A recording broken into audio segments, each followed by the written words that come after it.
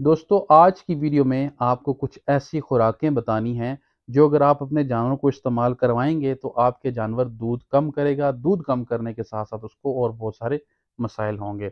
سب سے پہلی خوراک فنگس لگی ہوئی روٹیاں. فنگس لگی ہوئی روٹیاں آپ نے اپنے جانور کو بالکل بھی نہیں کھلانی. اس سے جانور کا دودھ کم ہوگا. کم ہونے کے ساتھ ساتھ معدے کے بہت سارے مسائل اس کو ہوں گے. وائی بادی ہوگی اور ممکن ہے کہ ساڑو بھی آپ کے جانور کو ہو جائے. اس لیے نہ صرف روٹیاں بلکہ اور بھی اگر کوئی خوراک ہے جس کو فنگس لگی ہوئی ہے تو وہ آپ نے اپنے جانور کو استعمال نہیں کروانا. ایسی خوراک کو آپ نے ضائع کر دینا ہے. دوسرے نمبر پہ جو چیز ہے وہ ہے زیادہ مقدار میں کالی زیری یا کالی زیری کا بے دریغ استعمال کرنا، روزانہ کی بیس پر استعمال کروانا.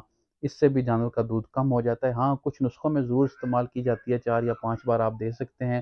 تھنوں کے کچھ مسائل ہوں اس طرح کے نسخوں میں یہ کالی زیری کا استعمال ضرور ہوتا ہے، لیکن اس کا آپ نے زیادہ استعمال نہیں کرنا.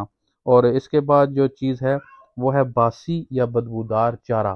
تو آپ نے دیکھا ہوگا کچھ سائلیج ہو گیا یا سبز چارہ ہو گیا، وہ زیادہ دیر گرمی میں پڑا رہا اور گرمی میں پڑا رہنے کی وجہ سے اس میں اسمیل آ جاتی ہے.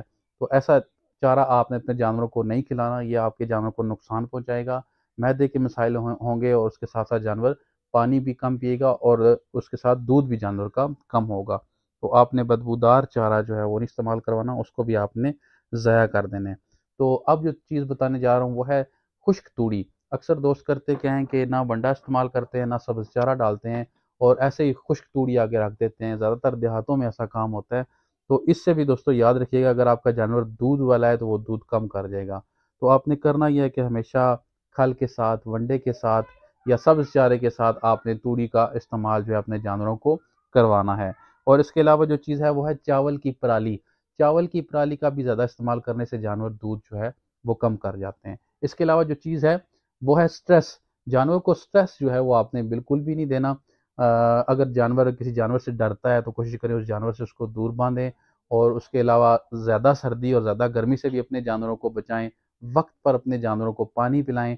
تو اس طرح کا اگر ریلیکس ماحول آپ اپنے جانوروں کو دیں گے تو انشاءاللہ آپ کے جانور دودھ اچھا دیں گے اور ان کی پیداوار بھی جو ہے وہ اچھی ہوگی. دوستو یہ تھی ایسی خوراکیں جو آپ اپنے جانوروں کو استعمال نہ کروائیں، اور اگر آپ اس چیز کا احتیاط کریں گے تو آپ کو انشاءاللہ بہت فائدہ ہوگا.